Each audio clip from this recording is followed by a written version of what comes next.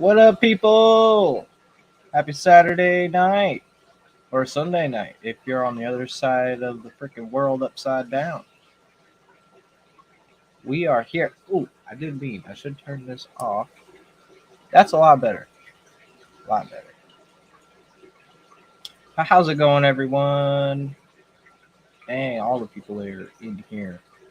We got Misfit Reptiles and Aquatics. What up, Brennan? Yellowstone. Mark Sterlson, Zen Ginger, Sandy, Landy Rorschach, Sky Dancer, Amateur Aquatic. How's it going? Oh. Paul McCarthy, what's up? Nano Aquarium guy. Sarah Daniels, hey, what's up, Mom? Love ya. Liquid Zoo Only Fins, what up, Matt?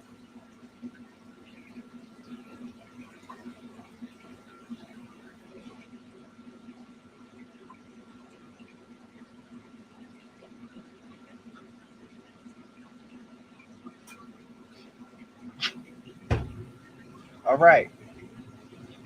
So, how is everyone doing? Sunday morning, 3 a.m. What up, Debbie?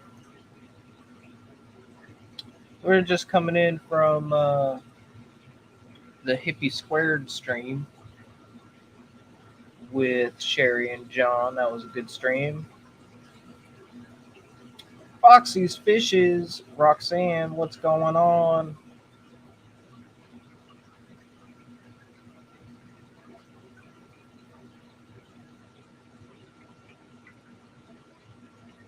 You can say hi. Hi.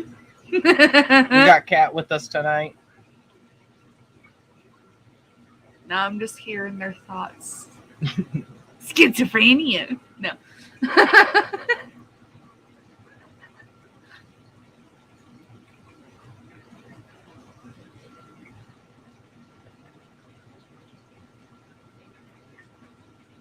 So yeah, this is hopefully going to be the new time that I will dedicate to stream. Not every week though, because I know this is usually the time in about 20 minutes that game night starts. But he only does that, I think, every other week. And so I think we're going to do it on the off weeks that he's not doing it. I think that's a good call so that I'm not too busy doing it every week. Bunny Viper, I am so sorry. But I love you too. Aw. And I hope you feel better very soon.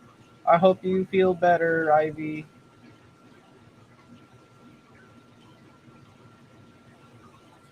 Oh shit. How the hell they know about the chicken and rice there, buddy? Where's my chicken and rice? I didn't say shit about chicken and rice, okay? Look, John asked what I was eating, and I said chicken and rice. And it's not just chicken and rice. I make homemade teriyaki chicken and rice. Yes. Like, well, Scoop looks like a groovy Saturday night. What up, DMC?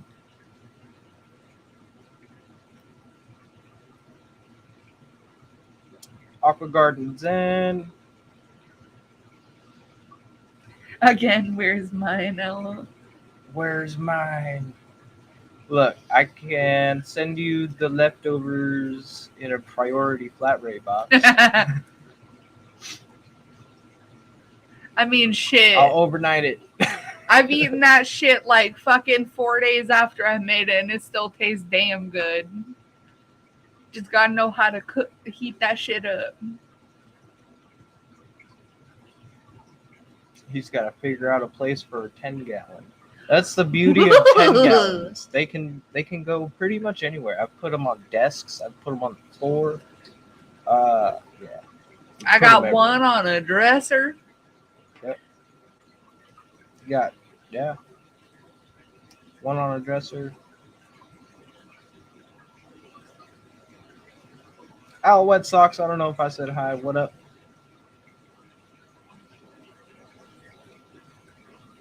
So yeah, I do have a bit of a topic. I wanted to keep it a little bit more saltwater related since we don't have too many actual saltwater streams. And I think I got a pretty good basis on how I think I can get some of you freshwater guys to maybe think about, maybe this isn't too bad after all. Because we're becoming some salty motherfuckers over here. And it doesn't really take a lot. If you're frugal and patient, you got to spend money wisely. But we'll get into that here in a little bit. I just want to get all the people in here, say hi to y'all. I'll drink every time I see Sarah. Cheers. Please tell me you get the ref. Nope. I don't get it. Oh my god, it's Buffy the fucking Vampire Slayer, bro. Her bra straps stick out in like almost every fucking scene. I don't think I've seen that. It's the fact that you're older than me and haven't seen this, and yet I'm over here like, and Aqua Garden Zen's like, put some hot sauce on it. He has to figure out how to get a nano and how to get a 10-gallon into the house without his wife knowing. We're also good at that. You gotta send her to the store. Literally. Be like, hey babe, you want to go to Target? Here's the card. Go have go spend an hour or two over there. Have some fucking fun. Wham bam, set your tank up, bud. Can I keep a green sea turtle and 10-gallon of seahorses? Well, I'm gonna tell you this. I don't think sea turtles are for aquariums. I'm just no. If we can't have fucking plastic straws, then why the fuck would we be able to have a goddamn sea turtle in a damn 10-gallon or in an aquarium? I know he's being sarcastic. Well, obviously. I am too. If I was being serious, I would have left. You got it.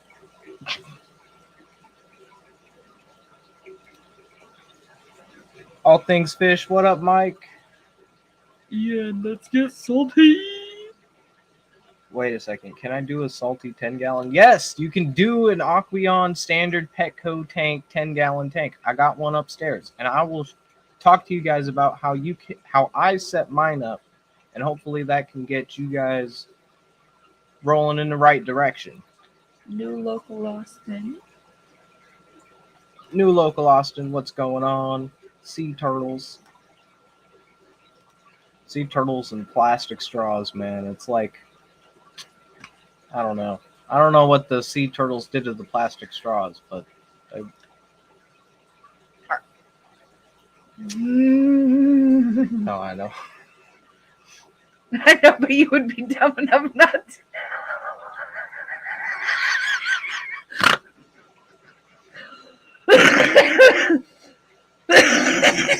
Yeah, he screwed him scrimps.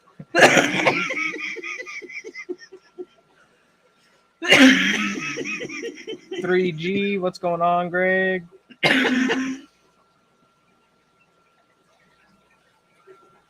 Goddamn, I'm dying like them sea turtles. Last Box Hero, what's going on, Danny?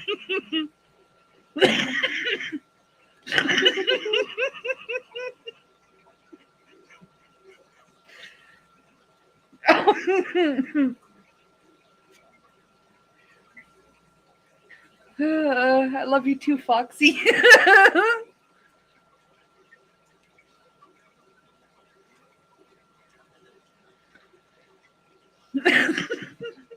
I'm a fucking dumbass.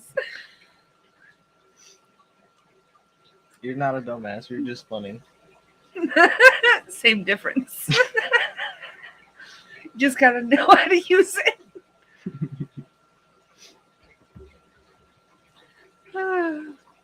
Okay, back to the topic. Back to the topic. All right, so yeah, you can do it in a 10-gallon. And I recommend, some people will say bigger is better. But I think if you can do it in a smaller tank and be successful, then you can do it in a bigger tank. You just have to upscale it. The only reason I say do it in a smaller tank is because it'll be less upfront cost than, say, a 3-foot or 4-foot tank. And you'll still be able to have fun in a 10-gallon. Who brought the seaweed? Who brought the seaweed? I always got the seaweed. I got the seaweed right here. No, wrong one. You should have brought the nori. The seaweed extreme. I should have brought the nori. That's what she said. Pond moss. No, we need that special Miles golden moss, bro. We need Miles golden moss, bro. Anyone know about the golden moss knows about the golden moss.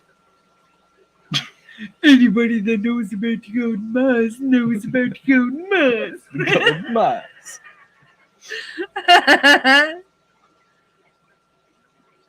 That's back. That's like old. 2 years ago. That was. Oh, so old. 2 So years old. ago. 2 years. I am such an old man. I was born 2 years ago.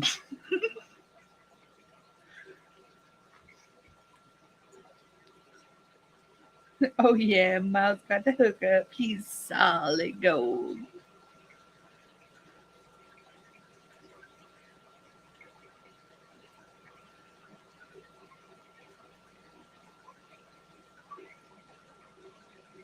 All right, so I got to get back on topic here. So I did bring some things that helped me in the beginning months. And the first like 3 to 6 months are the crucial stage of any reef tank, no matter how big it is. Now, your true God will always be salinity. If your salinity is not calibrated or is not correct, your other shit will be off. And that's just how it is. Okay, so this is a refractometer. This is how I test salinity. Don't fuck around with a hydrometer. Okay, just don't waste your money on it.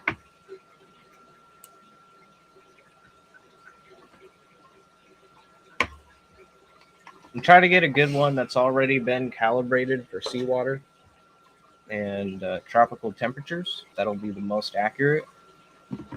And then a test kit. You can use the API freshwater test kit in saltwater, just so you know. If you want to know if there's ammonia in the water, you know, if it's bright green, there's ammonia in the water. You really won't know the ppm because it's. I think the ppm's different, but I'm not sure. I don't know. Mississippi hippie. Mississippi hippie, what's going on? But this one's made for saltwater, and it's got the ammonia, nitrate. It is the marine care test kit, right? Yeah, the Yeah. Marine Care Red Sea Test Kit. Mm. Yep. And really, all you want to test for in like the first half year to even the full year is just your ammonia, nitrates, and phosphates. Don't worry about alkalinity. Eduardo, what's going on? Don't worry about alkalinity, calcium, or any of that, okay? Because your tank is going to be unstable in that first year. Just don't even bother test for it because those numbers are just going to be changing. And the only reason we change it, or not the only reason, one of the ways we can change the numbers is just by doing a water change in a nano reef tank, like a 10-gallon. It's super easy. If things go wrong, it's super easy to fix just to do a water change and get the numbers back. I'm learning how to do all of our fancy tests all by myself, and you know what? It's not that difficult. It's not. It's called being a smart person and looking at the fucking instructions because they got pictures. They got I pictures. guess I'll open it up. I'll open it up for you so you guys can take a look. It's got a lot of shit in here. Okay, here's That's the what she's vials. saying. I fill them up with distilled or RODI water just to keep them clean and free of calcium buildup. But there's a lot of chemicals in here. A lot of, you see that? That says danger. There's some corrosive chemicals in here. Keep out of children's way. Don't let children mess with it. I'm not allowed to use it. But I'll show you. It's got all the steps you need to do on one card. And it's got a 9-minute timer. It does got a lot of different steps and reagents. Then it's got the card, which is pretty easy to tell what your stuff is. Yeah, you look at the colors. It's easy as fuck as long as you're not colorblind. Yeah. And pH. pH is super simple, And pH, I would say in your first year, you don't really have to test for because the salts that you're going to be using are already going to keep your pH high in chat. I love the people in our chat. Pictures! Did she just call me dumb? But, yeah. Far from an insult, Matt. And there's even easier tests. They have these Hannah checkers. I should have brought them down. But you could have...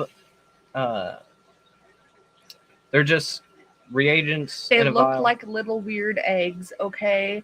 And they have... I just gotta go bring one down.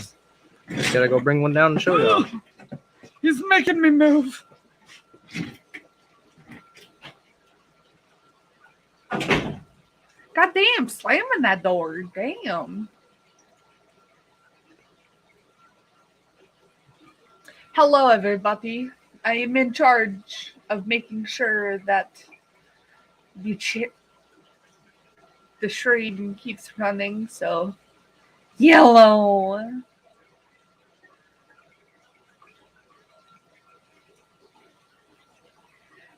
George.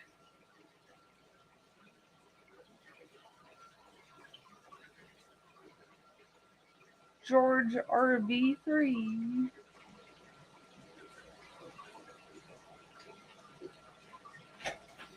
Ian, you never said hello to George. Oh no. He's like, hey Ian, what's up? And that cutie person behind you, how's it go? And how is it? How goes it? Goddamn. What up, George? Sorry, I was going on and on. But here we are. These are Hannah checkers. Wait, oh my god. Foxy got it on fucking point. Tamagotchi testers. Fucking dead ass, bro. I'm not even born in the 90s, but these are fucking Tamagotchis, bro. But this is the alkalinity tester, and this is the phosphate tester. Do you know Jigglypuff? Jigglypuff? I do know Jigglypuff. I am Jigglypuff. And here it is, just a little egg. And it's only got one reagent, the alkalinity. It's just a little liquid. And it gives you everything you need. Here are the little vials. You press the button. You fill this up with the tank water to the 10 millimeter mark. You pop this in there. Press the button again. You take it out. You put the amount of reagent into here. And then pop it back in. Press the button. And it tells you your alkalinity in a number. You don't have to worry about looking at the color chart and being like, oh, is this 8 ppm or 5 ppm in between those two colors, Or the alkalinity one is just counting the number of drops, and it's just annoying because you have to be like 1 drop, shake. Eduardo would like drop, to know, shake. Ian, is this like the one Jason? Yeah, Jason uses these in his freshwater tanks too. And How the fuck is that Jason? That looks like Jason. Jason. Jason. Jason. It's just how he. It's just how it's spelled. Hi, my name's Jason. Nice to meet you. Now, some of these Hannah checkers have. How much are these? So it honestly can depends. vary depend on like where you're buying it from. Certain places have it like price? They're usually around $50 to $60, depending on whatever unit you want. But they have one for ammonia, nitrate, phosphate. They have high range nitrate, low range nitrate, ultra low range, and then they have all three of those for phosphate and phosphorus, because those are apparently two different things that we're not getting into. That's too much for us, okay? But there are these testers that you can get that just give you a number instead of looking at a color chart. If that's easier for you and if you got the budget for that, I recommend doing that because these checkers are highly accurate. You can look on them and you can actually go back and forth with Hannah and they will give you recommendations on how to use their testers the most accurate way. Do you need these starting out? You do not need these starting out. We just got them. We honestly. just started getting them. I recommend this starting out. At least the Red Sea test kit, the Marine Care, that has your ammonia, nitrate. It basically has everything you need Nitrite. starting out, especially like all of the important things starting out. Yeah. And it gives you a relatively accurate reading every time, as long as you're following the directions.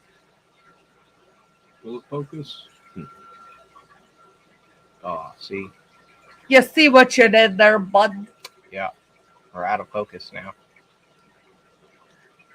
What is the cheapest route to start a 10-gallon saltwater? And we're going to get into that. And then I'm setting up my first CO2 tank. I have no business being here thinking about salty tanks. What are you doing to me, Ian? Spend all your money. And then just call me Eduardo. Aqua Garden Zen depends on the coral and fish you want to keep. Also true. Well, that's in the long term. Starting up your tank doesn't have to be $1,000. You don't need the best of the best. You don't need an AI Prime for a 10-gallon or a Kessel. Okay, I'm using a $60 Nycrew Marine LED strip light. It's just the 18-inch. And I like it because it's only got 2 channels that you can control, blues and whites. That makes it super simple for me as a beginner because I can just turn the blues down to 0 all the way to 100 by 1%, which is super nice because I can really dial in the controls. And I think I'm blasting them too much with light. So I'm going to do things with my tank. But I love you, but I can't deal with the out of focus.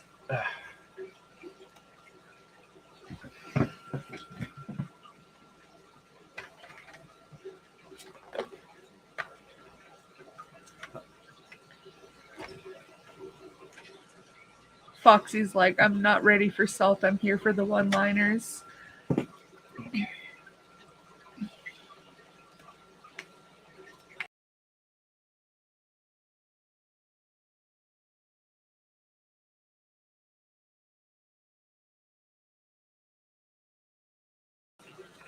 all right, sorry.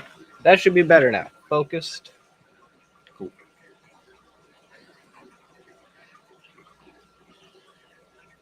But hold on, I think I got the box for kicking. Oh shit! Goddamn! I went back instead of forward. I should have went forward. My bad. I don't know my directions very well.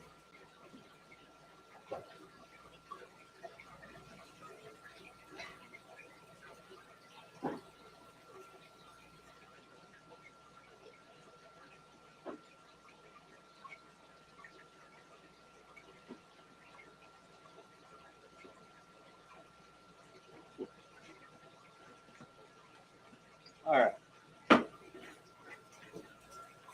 This is the light that I use. All right. I'm pretty sure we all know Nycrew, right? Our planted tanks from Amazon. This light grows the hell out of coral, man. I'll tell you what. And I've had it for well over a year. This is my second light, though. To be fair, I did drop the first one into the tank. Now, any light that you drop into a saltwater tank is pretty much fair game. It's done. So don't drop your lights into the tank, because you'll have to buy a new one. But yeah, this is a good light. It's got even a timer control thing, so you can turn on when it ramps up, ramps down. You can turn on the blues at a certain time. You can turn on the white channel at a certain time. Foxy wants to know if it gets really hot because hers does. It doesn't get too hot. It doesn't get hot like these lights. Like me. These lights I have, look at this thing. Look how discolored that is from how hot it got. This was black. No. Yeah. Wasn't that one that we got from somebody? That it wasn't good already? Yeah. Oh, I'm just fucking stupid. Never mind. This light that I got from a friend, it was good for a while, but it got really hot to the touch. And then over time, it was just like, dang, that's like discoloring it. I think I'm going to pull it. 2 things. All things fish. Don't drop your lights into the tank. # pro tip. And then 2, all things fish. What salt mix do you use, Ian? I just got some Fritz RPM to set up my BioCube. I recommend the Fritz RPM. That's what I started with. And that's what I would go with if my store carried it. But they're like Team Red Sea. So I use Red Sea Coral Pro, Black Bucket. And I really like it because it mixes super fast and it mixes super clean. But so does the Fritz. The Fritz mixes... You can show them. We have bucket right here. Or we have one of the small buckets right there. Yeah. I can grab it. Grab the bucket. Also has shit in it. Big bucket or small bucket? A little bucket. It has water in it. Oh. I'd still pick it up. Dump it out. Where? In the sink? Yeah. Man.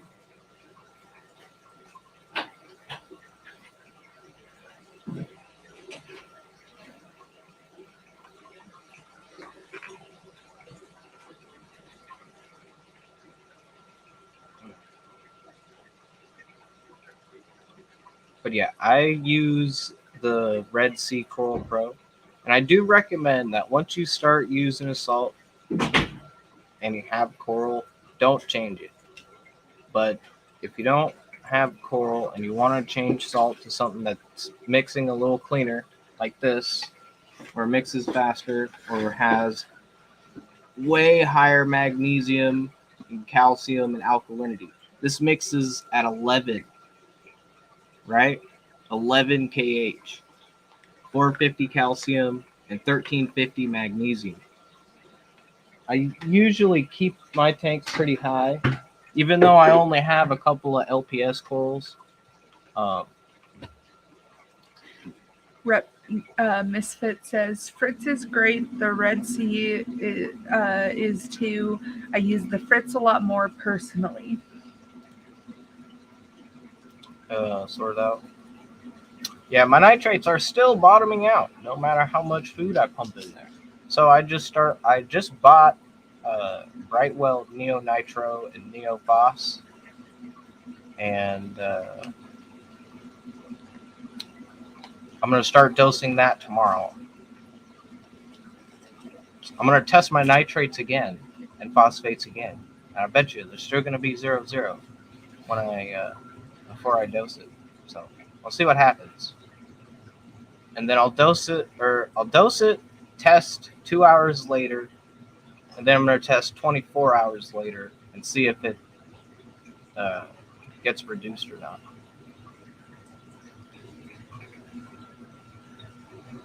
How do you feel about vodka dosing your tank, not your liver? I don't know about vodka dosing or carbon dosing. Today, I just want to keep it simple. We're not really going to talk about any protein skimmers. I don't believe that on a nano tank that you need a protein skimmer. Anything below like 50 gallons, I don't think you need a protein skimmer unless you're keeping like super big fish. But I don't think big fish should be in a 50-gallon tank. None of my tanks have them, but that's because I got them small tank with my little toy tails and my chunky cat fish. And my blind Bisher. Yeah. Because he's disabled and I gotta take care of him. But for a 10-gallon tank, I'm using a Seachem Tidal 55 hang-on back filter.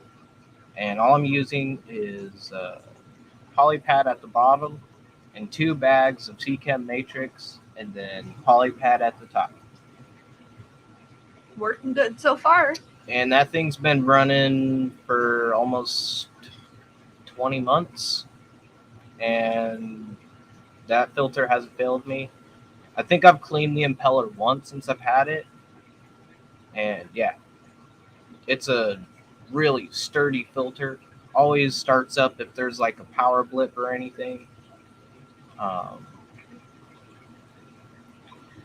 His name is not Blind Bisher. His name is Fettuccine Alfredo. But I understand what you mean. But he's my noodles. And I also like the Tidal because, one, the motor sits in the water. That's the key, right? One, the motor stays cooler and less noise. And there's these grates at the top. And that's for surface skimming.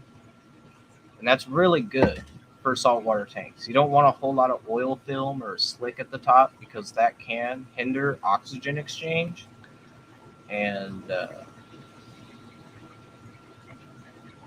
yeah, that's not good for your fish or corals.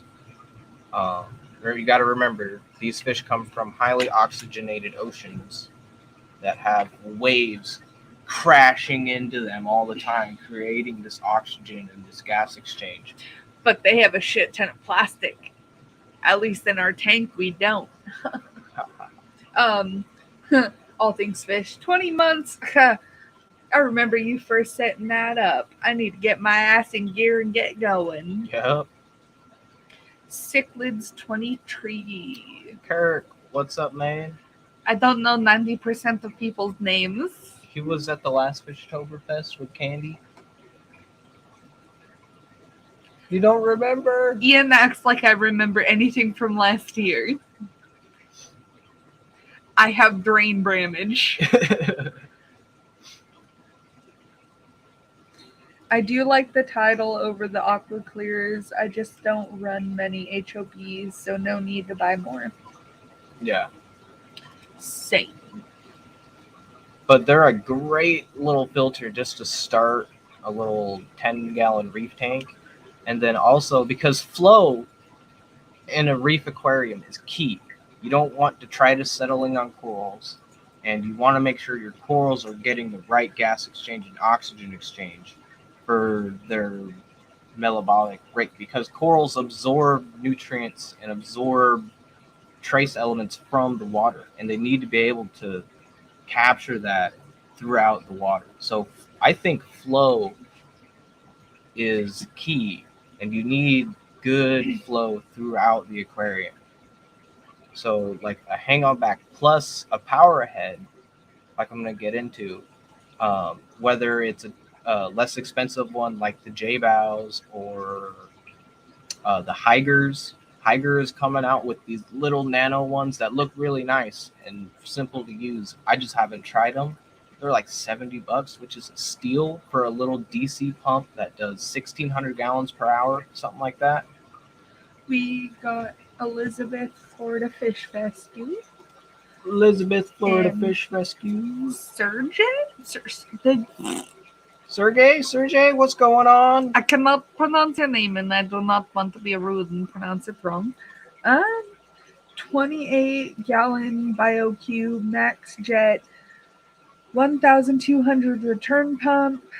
I'm not pronouncing that. Corellia 1400 in the display itself. Rubble media in the sump. Do you suggest anything else?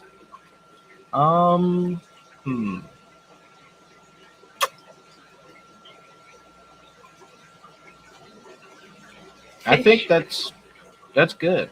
I mean, I do suggest when you start up your tank and you get the salt in there, get a piece of live rock from somebody else's tank.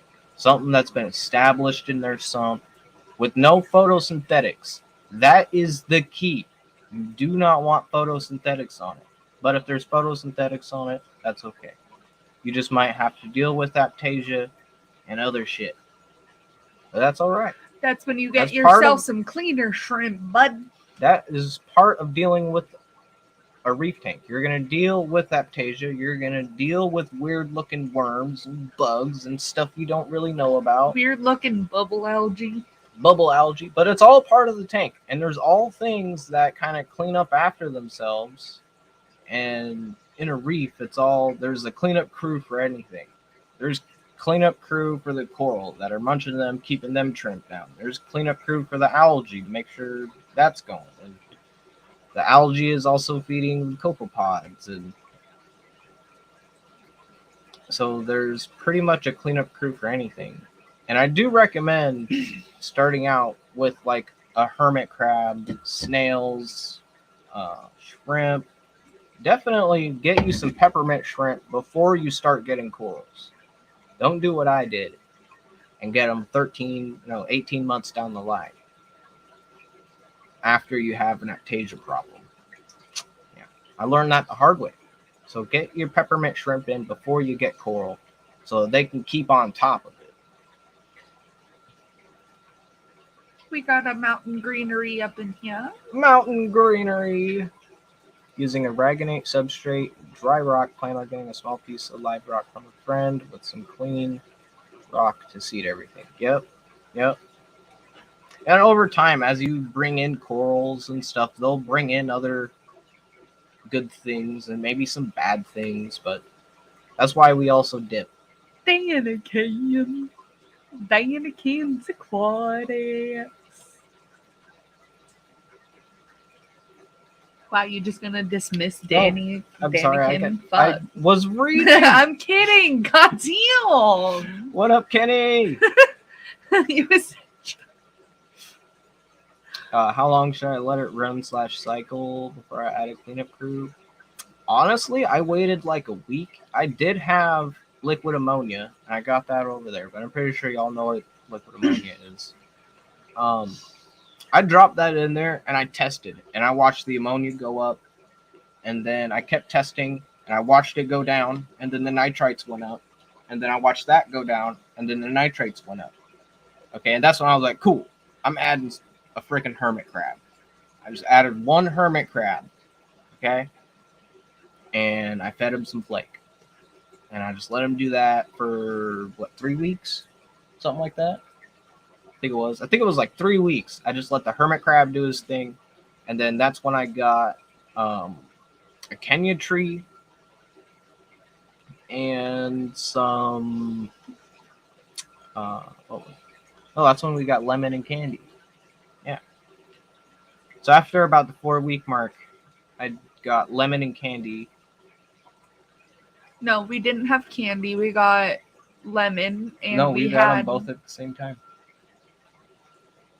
Are you sure? Because we had the other fish that killed itself by going in the overflow. Yeah. No, I have pictures. Okay. Um, I'm sorry, I was wrong. Goddamn. It's okay. It's okay. But yeah, lemon and candy, which are a Watchman Goby pistol shrimp. Now, I recommend those guys heavily because they are just a cool symbiotic relationship in the ocean, and it happens in the aquarium as well. And it's where the pistol shrimp takes care, or not the pistol shrimp. The Watchman Goby takes care of the pistol shrimp, and the pistol shrimp builds a home for both of them. And you can watch the pistol shrimp if you're able to see underneath the tank. You can watch the pistol shrimp dig caves underneath the rockwork and go in and out of the caves, and it's super fun. And when you feed the goby, he'll go into the burrow and he'll make sure the pistol shrimp is getting fed. So if you do not have a Watchman Goby and you do have a pistol shrimp, you got to make sure you're getting food down your pistol shrimp directly, or else they can starve. We got Lazarus, the fish boy, Big J's fish keeper, Aquaria Life, Laz, what's going Noah on? Gray. Big J, what is going on? Aquaria Life, No grace right there. Noah Gray.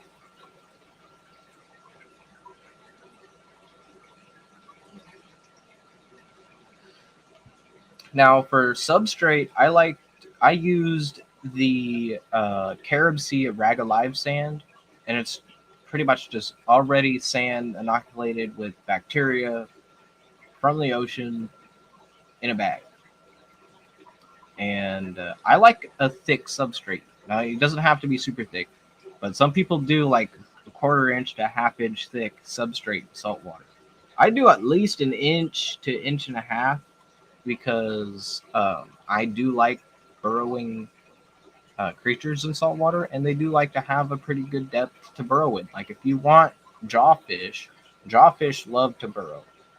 Engineer gobies, lots of gobies love to burrow, especially pistol shrimps. So you want to make sure they're um, able to build a good home and be able to dig underneath rocks the way they want to.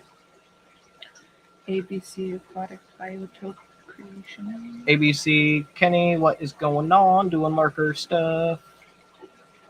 Goddamn, how many goddamn Kennys are there in this shit? It's Kenny with an eye. There's too many. And I also used the Carib Sea Life Rock. It's the purple rock mixed with just the Marco dry rock, the white rock. And eventually I did end up giving away one of my rocks because it got covered in Anthelia and I just didn't want to deal with it anymore. And I got a new life reef rock, real reef rock. Yeah.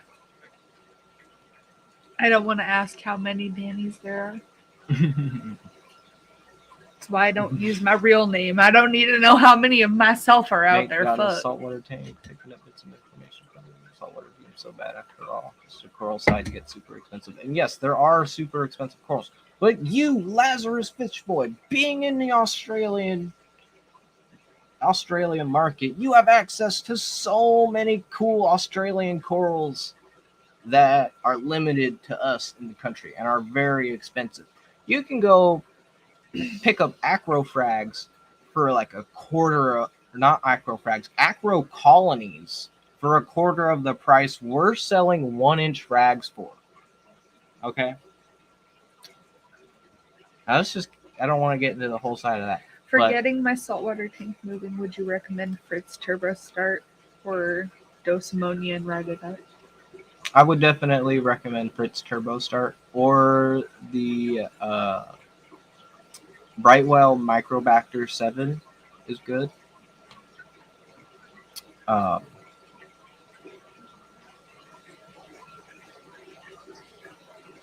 But with me, since I did the live rock, I didn't do any bottled bacteria.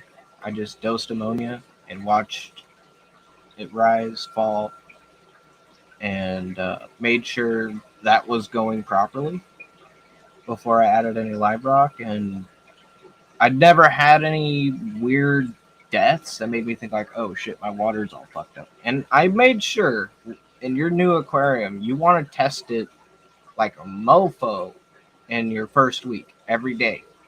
And then like every other day. And then after that, you can do every week. And then eventually you can just do once a month if you want to for a while. But once you start getting into corals, things are going to be changing faster because they're going to be consuming things. And you want to make sure they're not stripping out too many nutrients. But in the beginning, they're still going to be small little frags. If you're getting them as frags, they're going to be settling. They're not going to be consuming those nutrients or minerals as fast. So you don't have to test as frequently. But you do want to test. You want to know what's going on in your water. And I don't know if I imprinted this into you guys enough. Salinity is your fucking god. You follow salinity. 1.025 or 33 ppt. All right? keep it that way. Just don't try to mess with anything, and make sure it's calibrated. You know, you look up how you calibrate it, and make sure your refractometer is made for specific freaking saltwater reef tanks, tropical tanks that are made for tropical temperatures.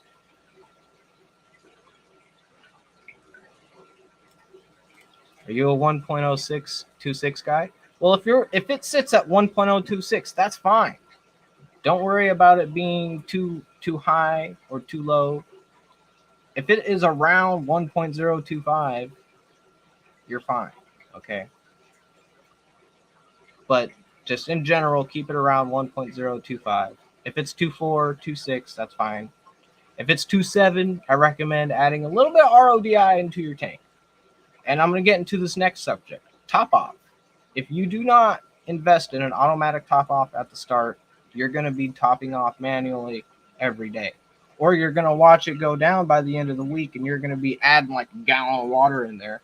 And if you got sensitive critters like invertebrates and coral, they're not going to like that. You're just going to watch them all close up and be pissed off for a day. So that's why you get an automatic top off, where it has a little reservoir off to the side.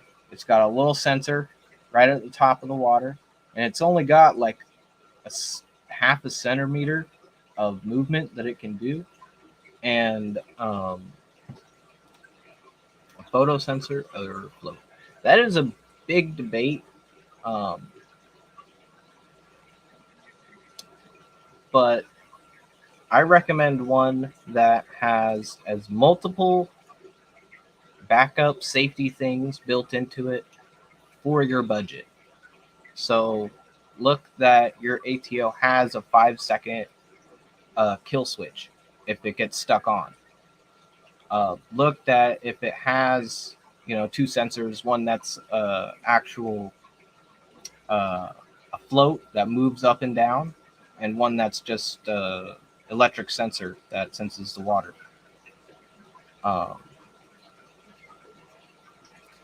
And if you are doing in just a normal rim tank without a sump or an all-in-one chamber, I recommend building a cage for your sensor, because if you do have things like snails and critters that will crawl on things, they'll sometimes trigger it, and it might trigger when it doesn't need to. So I've had close calls with that. 1.0007 is where I'm at, because all I have is brackish mud skippers. Hey, that's still salty enough. Plants won't live in it. You okay? What skimmers do you use on saltwater tanks? You can. I don't use any protein skimmers on my saltwater tanks because I don't have the need for a protein skimmer. My nitrates are already plummeted, and I don't think nano tanks, anything under 50 gallons, I don't think needs a protein skimmer. If you're doing big fish, like surgeon fish, your tangs, your angels, your triggers, your eels, fish that are eating all day long, and yeah, you might want to invest in a protein skimmer, or maybe a filter roller mat that'll get that waste out of the system to keep those nutrients down.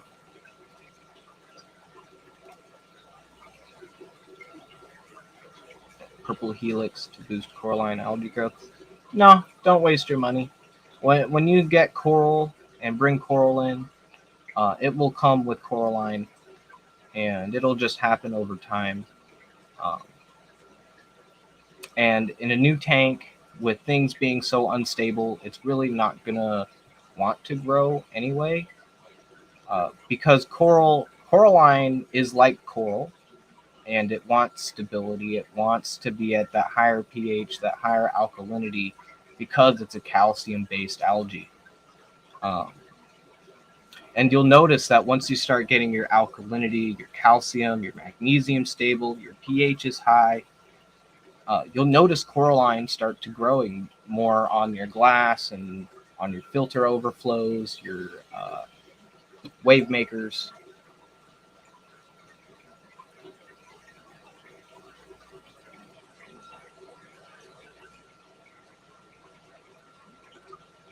Did Geek say something?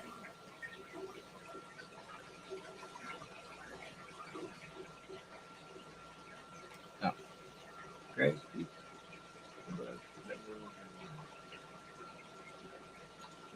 Let's get those.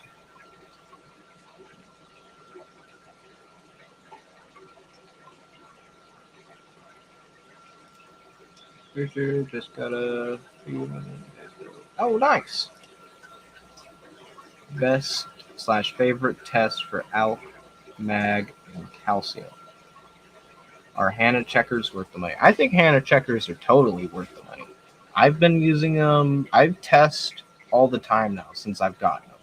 Like I used with the titration tests, whatever they're called, the color matching tests. I used to not want to do them because I hate trying to match the colors. But knowing the actual number is, I think, well worth the money. And I think they're pretty accurate for what they are. And I have put these Hannah checkers through the test. I was testing alkalinity daily with my Hannah checker for like a month, 2 months. We haven't even had them. No, for this one, my alkalinity checker. Remember, I was checking that for a while just to see what it was at. But that was at like my 16, 17 month mark when I was checking that because, yeah, I just wanted to see what was happening. But the Red Sea magnesium and calcium is definitely good. And the Hannah calcium is good. I do not have the Hannah magnesium. But I don't think you should worry about unless you really want to go for the stony corals and stuff in the beginning, then yes, get your calcium and alkalinity stable before you add coral. But if you just want to ride it out, have some soft corals, and get your tank stable the way you want to over time, is something I did and a way I learned how to do it.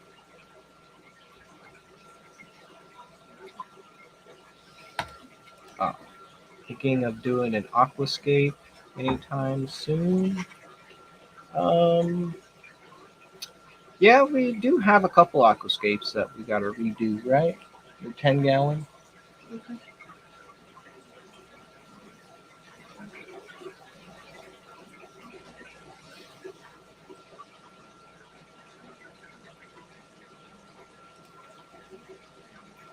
And also temperature.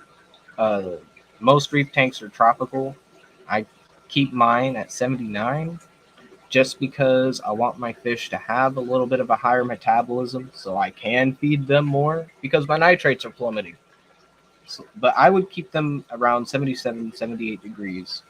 And if you are using a heater, use an Inkbird with your heater.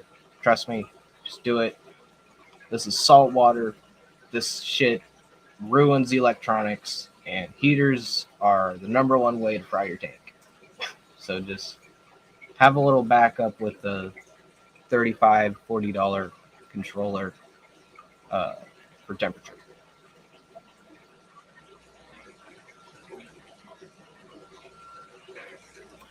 And this is not the stream for you to go out and start a saltwater tank. This is the stream to get you kind of interested, and maybe you have some questions you can ask on YouTube and find other videos on.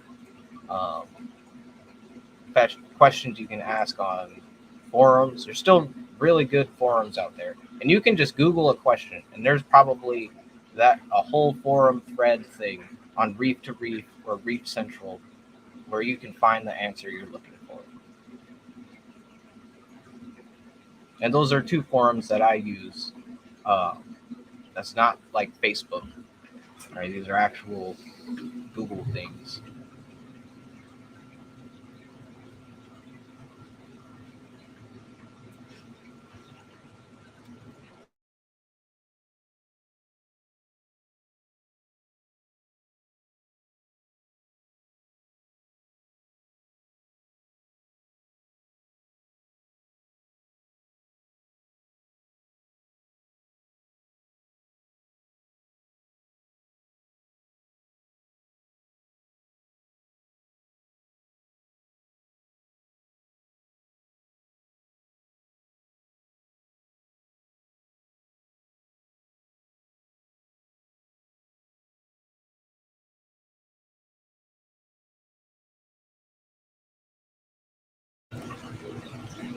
Sorry, Cat is gonna go smoke.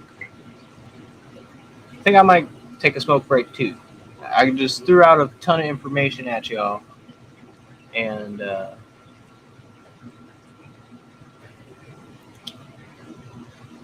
we'll take some time. Let you guys, if you got any questions, drop them in the chat.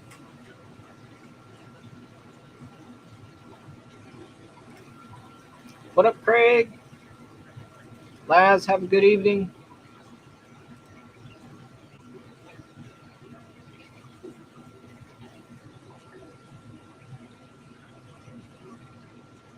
But Zen says she wants a 125 with seahorses, mandarins, and gorgonians.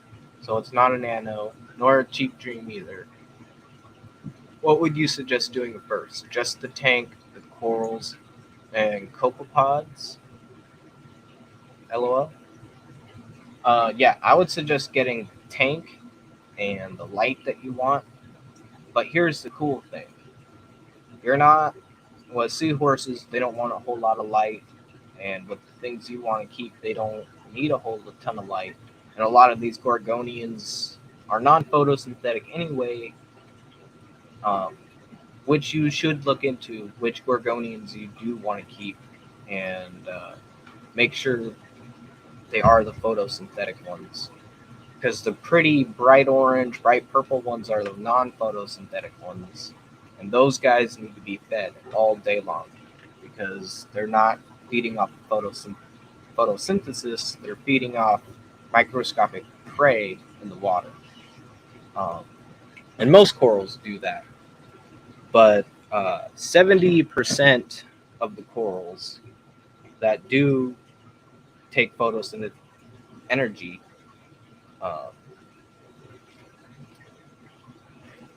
a lot of corals are photosynthetic, if you didn't know. And they have a little algae that's built in them called zooxanthellae. And this algae is what supplies them with carbohydrates and sugars and energy to build their calcium structure, to build their fleshy polyp structure.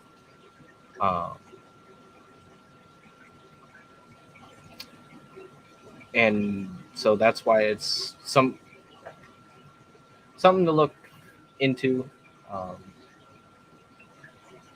There's a ton of other information, and I do recommend other channels, not just mine. Brennan is really good. Oh, I think I'm missing something.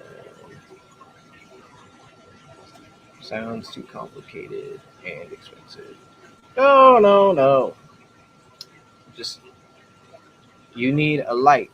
I recommend for a 10-gallon, this is what I use. Oh, I don't think I have it on. For a 10-gallon, this is what I use. The 18-inch Nicrew Marine LED light.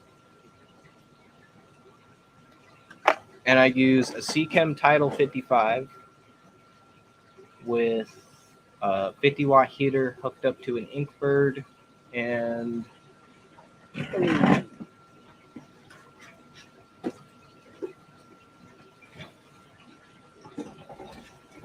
that's what I got to start with. over time, after like a couple of months, I saved up and I bought me one of these fancy things. This is just a wave maker, but it's Bluetooth to my phone and super easy to control. I like it. I think if you want a good, reliable pump, get a Nero 3 for nano tanks. And then, like, after the 6-month mark of trying to do daily top-offs, and sometimes I would forget, of me manually topping off, you can try to do it at first. And I recommend that you try, all right? Just do it. You don't have to get an ATO to start with, but just know that you are going to want one. And as soon as you get one and you install it, you are just going to be like, why the fuck did I not get this earlier? Why? I don't know nothing about no saltwaters. That is all I. Your flower horn is begging for attention. I know. I'm ignoring him. I give him all the attention.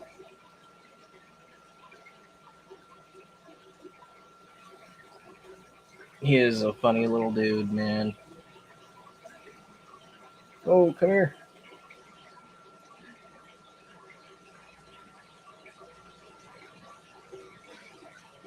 His fins are just looking so awesome too. Oh, well, let's see if we can get a good look at him. Nope. He wants to go over there.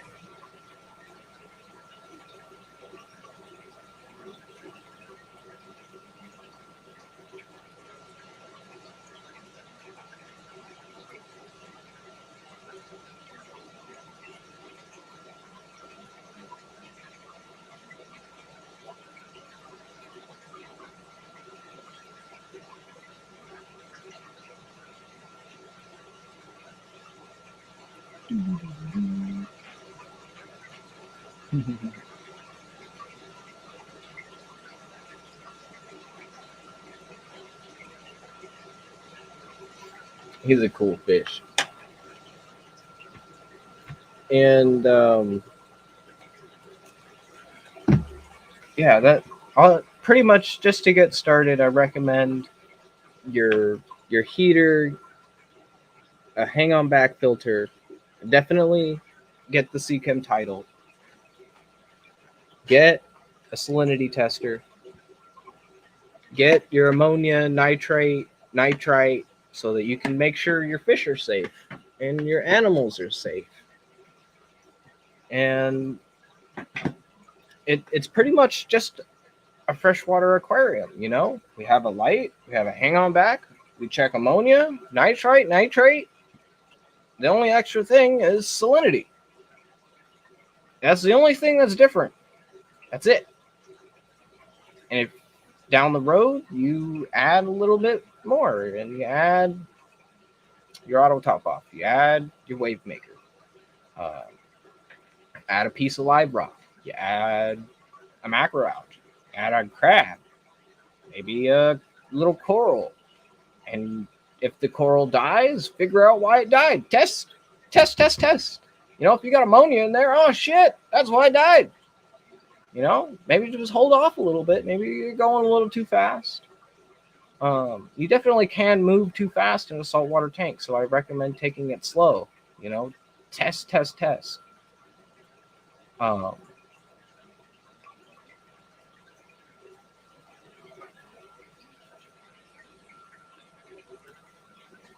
Where can I get a salinity? God damn it, Kenny. You can get us a refractometer. Is right here. This is what it is. All right, I know, Kenny. Refractometer on Amazon. They're like $20. All right.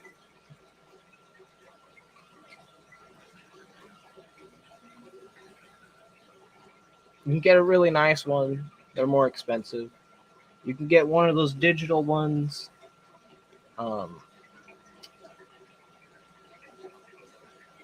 I do not recommend a hydrometer, the little plastic thing with the little bobber that goes up and down. Don't do that.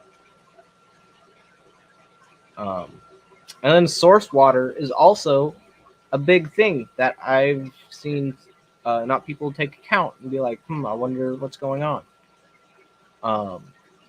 Well, you need to make sure that the water you're using is as pure as it can be, 0 TDS. Or if you're like me and you live in the Northwest with really low TDS, like 10 to 30 ppm TDS, total TDS coming out of the tap, then I would use it, honestly. Unless you're trying to keep like specific SPS corals that are super, like, I don't know, sensitive. I don't keep SPS corals. I keep softies and large stony polyp, candy canes, favias, and yeah, easy stuff. Leathers, that's good stuff. I love those.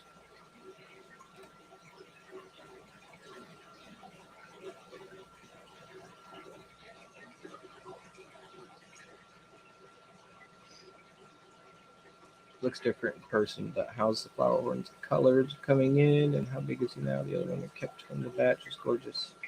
About 5 inches. Yeah, this guy's getting about 4.5, 5 inches. His colors are doing good. The reds are still holding off, but his pearls are shining. Pearls shine. And his oranges and golds are really coming in.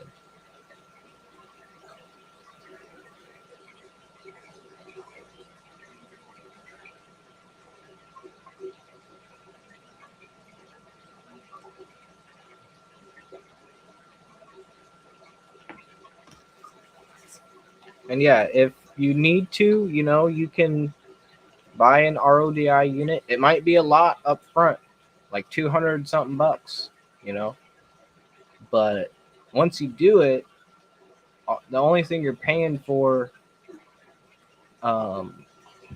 is just the cartridges, and depending on your water, depending how many cartridges you're going to need and what cartridges you're going to need, because there's different resins for different things that can be in your water. So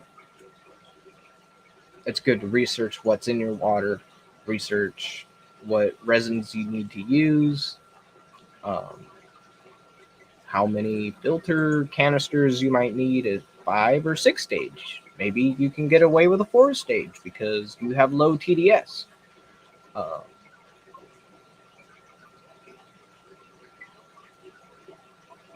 Or you can get RODI filtered water from a local fish store. You can also buy distilled water in the gallon jugs. I did that for a while. But eventually I was just like, man, I'm just going to use tap water. Because why not? And I don't have nitrate problems. Don't have phosphate problems of it being too high. I don't have algae problems. My corals grow fine. So I haven't found an issue with using my tap water yet. Some other people might have issues because they have dirtier tap water. So I'm not saying everybody go use tap water for your reef tank, but it can be done.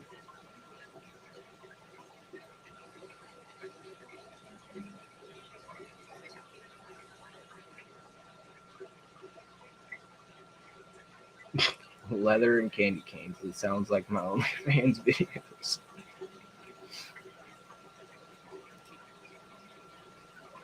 And some simple, cheap fish to get you going. Like I said, the Watchman Goby pistol shrimp pair. I swear, those guys are so cool. I love watching them. Clownfish are super awesome. And hardy.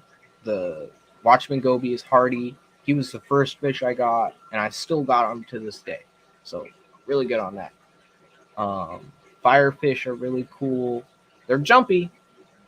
Now I had a bad luck with the firefish, man. He jumped into, like, say this tube was the inlet for my auto top off reservoir. It's just a tube that goes from down and dumps into the tank like that. Well, he jumped into the tube and went into a freshwater reservoir. Now, as a saltwater fish, it didn't end up well. So that happened. Yeah, stuck in the tube and everything, man. It was a bad day for that. It was not pretty. But they are cool. Just keep them in the tank, okay? If you can keep them in the tank, you'll have a good time. They'll dart around the rocks and in and out of the rocks here and there.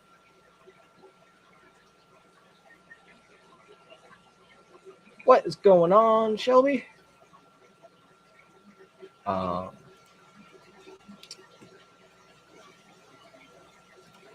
These peppermint shrimp you spoke of that clean things. Would these with the inhabitants of my previous mentioned seahorses and mandarin tank?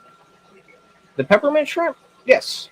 I think the peppermint shrimp are awesome in any tank because they'll leave, your seahorses alone. They'll leave your mandarins alone. The peppermint shrimp are not like a much of a cleaner shrimp. Well, they are. They'll clean up some leftover foods, and they'll eat aptasias here and there. I put mine in a couple of weeks ago, and I'm just now starting to see aptasias disappear here and there. Well, my RODI unit from Bulk Leaf Supply. Yep. They have a really good RODI unit. They've got all the stuff you need. They've got all the information that you need, and a really good customer service base if you need to ask questions. Vibes Aquatics, what's going on, Vibes?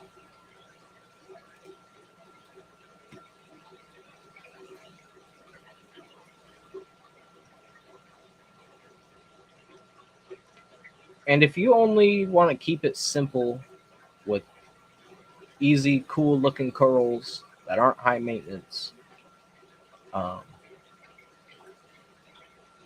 recommend which corals you want to keep. Don't just buy the cheapest stuff that's on the market, because I've gone into that route and it's bit me in the ass. So really try to research the animals you want to keep. Like Zen, she wants to keep gorgonians. Those are a really cool coral that add a lot of structure to a reef tank. And I don't see a lot of people keeping those. And I think in a seahorse tank, they would be really cool, because with the long structure of the way a gorgonian is, the seahorses will wrap their little tail around them and perch on them. Your tap is 168 ppm. I would recommend RODI water for salt. If you want to do salt, Rick, yeah, either RODI or distilled.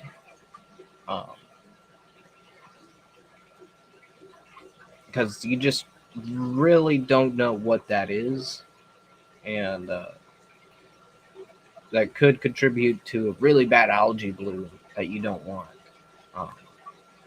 So I would try to just, and it could also mess with your salts. If you're using a marine salt that already has high KH and alkalinity, if your tap water also has high KH and alkalinity, that's just going to make your salt water even more alkaline, which might not be the best. Or maybe that's something you do want, and you're using a lower alkalinity salt. So that's something you can research and look into.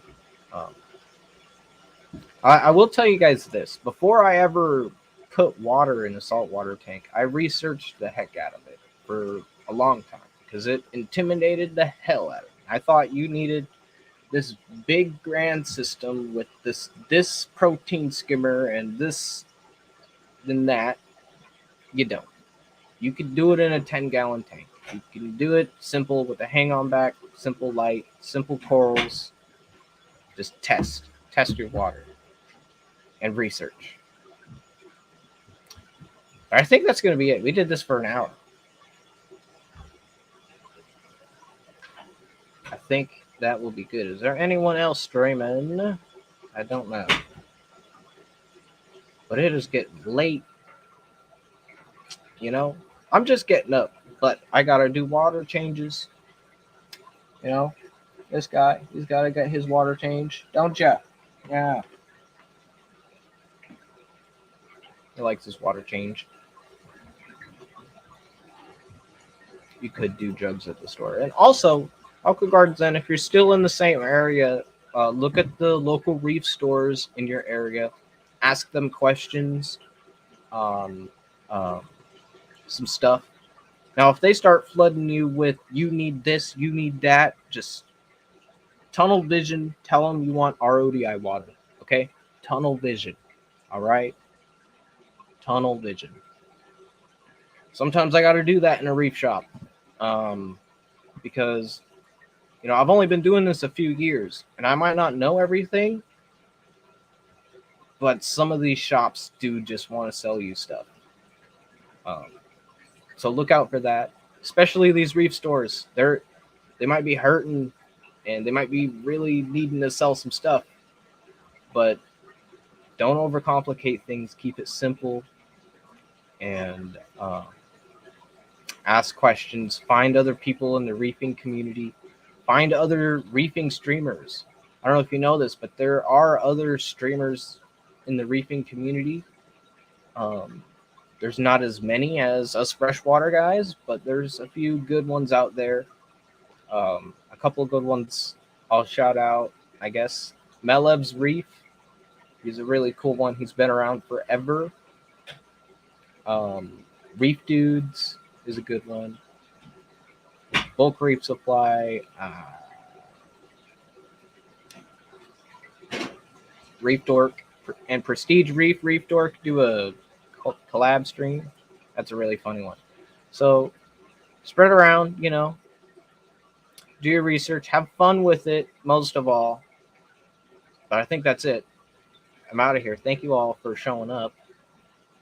Do you have any parting words, Kat? No? Okay. Bye, y'all. I'll see you in the next one, which next week is going to be game night. So we won't be streaming next week, but maybe the week after. The Salt Shaker #2. Peace. All right.